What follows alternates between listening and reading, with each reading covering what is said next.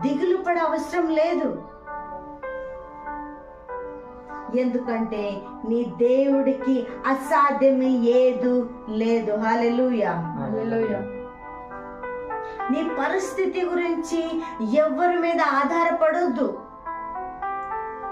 నీ పరిస్థితి నుంచి నీ దేవుడికి మాత్రమే చూడాలి. దేవుని వైపే చూడాలి.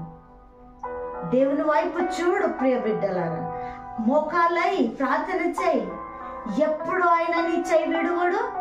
ఎప్పుడు ఆయన నీ తోడే ఉంటాడు. కేడులలో ఉన్నావా?